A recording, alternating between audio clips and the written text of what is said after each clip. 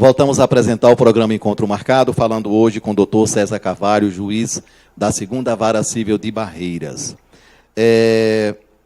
Doutor, a gente sabe que o Poder Legislativo, hoje, ele não tem praticamente credibilidade nenhuma. Infelizmente, os nossos representantes, nossos legisladores, estão aí todos na mira da polícia, um Congresso Nacional, onde tem mais, um Congresso Nacional formado por 500 e poucos membros, e tem quase 400 envolvidos em problemas de corrupção. Agora, a grande questão é que as leis são elaboradas por eles. O senhor não acha que deveria, as leis brasileiras, tiraria o poder do legislador, mas, pelo menos, que eles apoiassem, que eles votassem, mas que a elaboração das leis fosse por juristas? Olha, para a lei ser bem feita, né, tecnicamente bem feita, eu acho que tem que ter, né, o papel do jurista. Porque o Congresso Nacional, antes até que tinha mais juristas no Congresso, né, na Câmara e tal. Mas isso, com o tempo, a gente vê que várias, talvez pela complexidade da sociedade,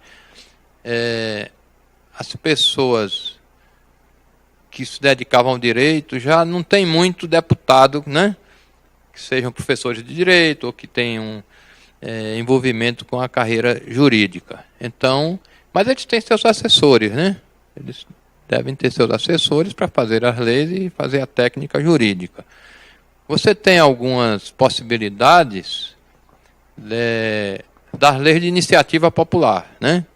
Que a população é que encaminha aquele projeto, tem aquela iniciativa, mas de qualquer forma é o Congresso que decide. Mas nós temos exemplo da lei, por exemplo, da lei da ficha limpa, que é uma lei de iniciativa popular e que não funciona. A maioria dos fichas sujas estão todos aí. A grande problema é essa filtragem dos tribunais eleitorais, que realmente deixa passar todo mundo. Bem, essa parte eleitoral, realmente há uma construção, né, de jurisprudência e tal, que a lei de ficha limpa não é tão levada ao pé da letra.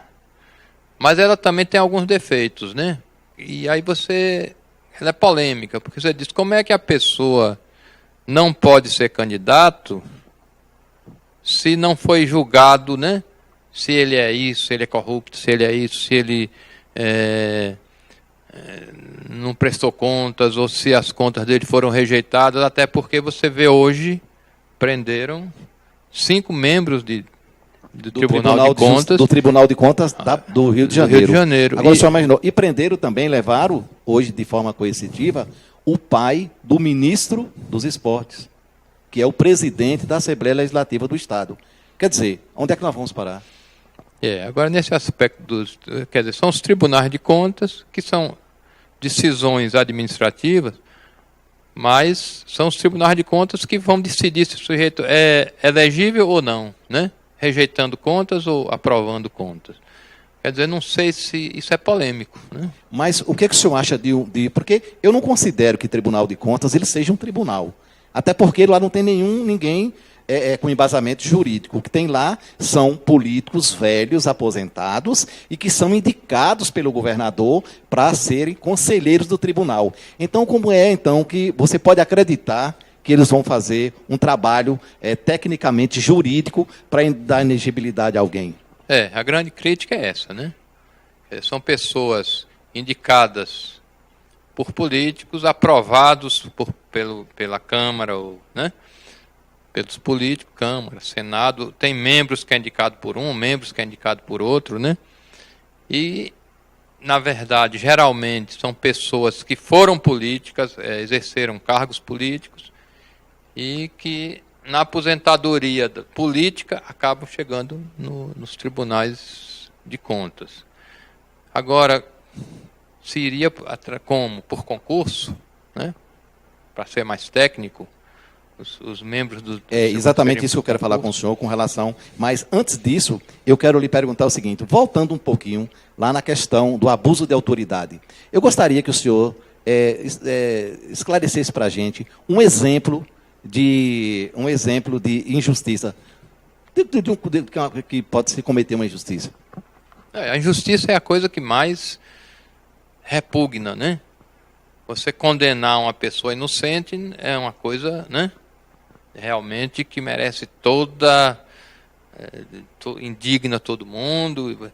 Então, uma injustiça que é porque subtrai a liberdade da pessoa injustamente é a condenação de um inocente, né?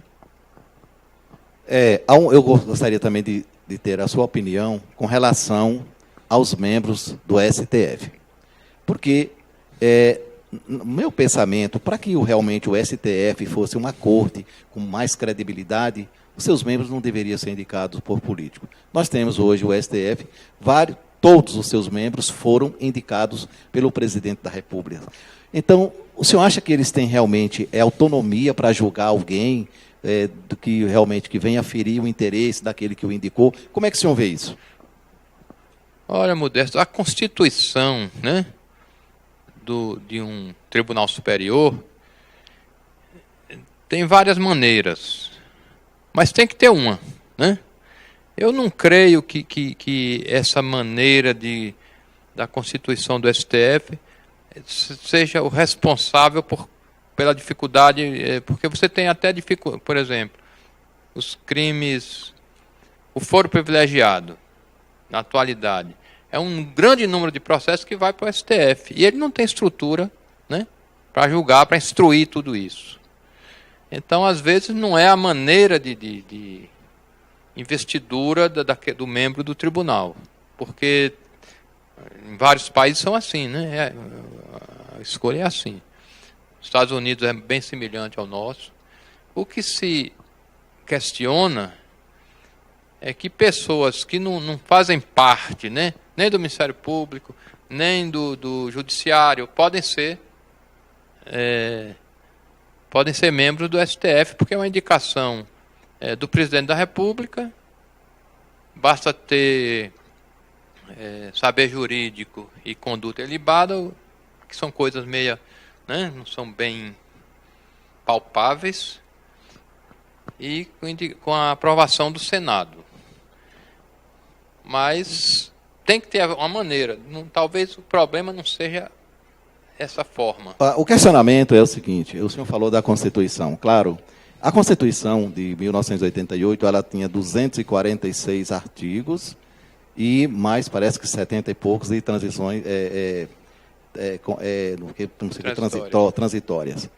Mas a Constituição ela já foi toda remendada. Então, não é uma lei, a lei base, a lei mestra, para que dali surjam outras leis.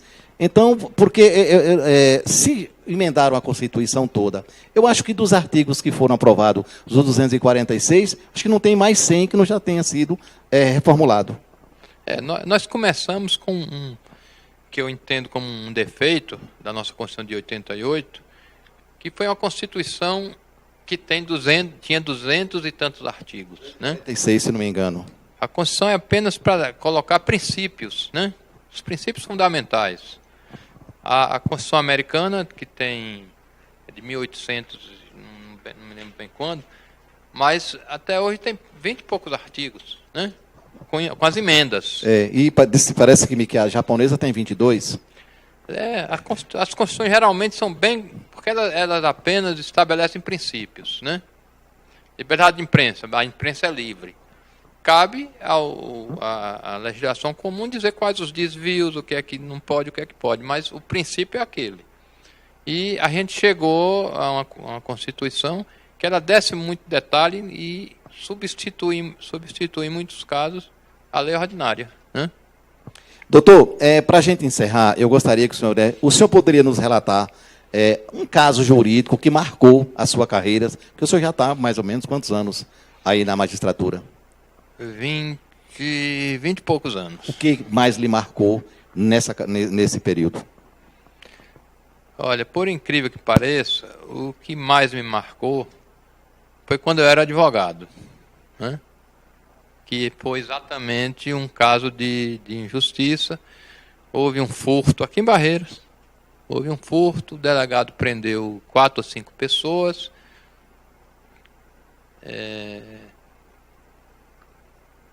3 confessaram, né, à delegacia, um negou e estavam presos.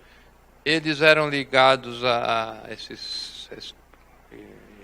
que negócio de igreja, né? Juventude de igreja. E alguém da igreja me ligou, eu era advogado, para acompanhar o caso, né?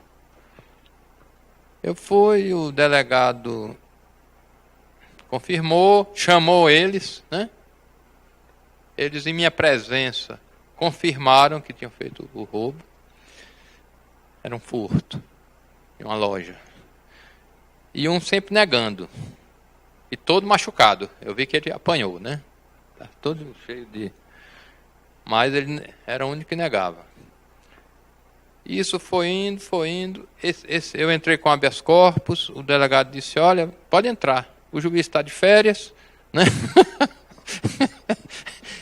Bem, e no fim, esse delegado, infelizmente, ele tomou um caminho errado, foi preso, né? Estava envolvido com outras coisas. Isso tem muito tempo. E todos eram inocentes, né? Eles foram torturados e aí confessaram uma coisa que não fizeram. E esse que negou, depois deu para ladrão, né? Isso me chocou muito, porque, né, parece que foi uma espécie de revolta, né?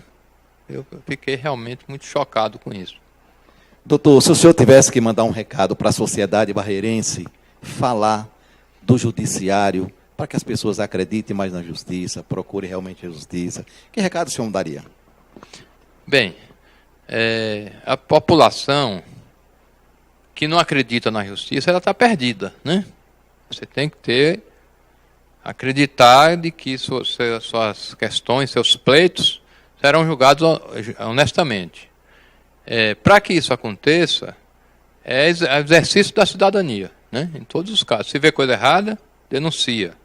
Se tem a possibilidade de votar em candidatos que defendem, né, uma distribuição mais ampla e justa das questões que são pleiteadas, que procurem conhecer né, e eleger essas pessoas. Eu acho que fazer a cidadania, esse exercício, cotidianamente, né? Sempre que vê um erro, denunciar. E isso desde o consumidor, né, o direito do consumidor, como os direitos dos infantes, dos adolescentes, enfim, em todos os níveis, que é para isso virar um exercício contínuo. É assim que se aperfeiçoa. Doutor, nós estamos quase encerrando o nosso programa, mas eu não gostaria de perguntar ao senhor, diante dessa tsunami de Lava Jato, o Brasil tem jeito? Para onde é que nos estão nos levando? A gente tem que ter sempre esperança, né? Se a gente não tiver esperança, a gente tem que entregar Então, tem que ter esperança, sim. É difícil, né? É difícil, às vezes a gente fica desesperançado, mas eu acho que a esperança tem que ser sempre renovada se a gente quiser um país melhor para nossos filhos. O senhor tem 2 minutos aí para o senhor fazer as suas considerações. Bem, eu quero agradecer à TV Câmara, ao jornalista Modesto, ao pessoal da equipe, por estar desenvolvendo, né, esse trabalho que é útil à cidadania, é útil à população, que é informar, né, o que está acontecendo, informar no sentido de sempre acompanhar o que acontece na cidade, na política, e que é isso que fortalece a cidadania e leva as pessoas a se instruírem. Queremos agradecer a sua presença, muito obrigado mesmo, foi muito proveitoso esse bate-papo com o senhor aqui. Termina aqui mais um programa Encontro Marcado, aqui pela sua TV Câmara, canal 4.1. Assista ao nosso programa todos os dias, meio-dia, na TV Câmara, e você também pode acompanhar esse e outros programas no nosso canal do YouTube. Muito obrigado pelo carinho da sua audiência, até o próximo programa.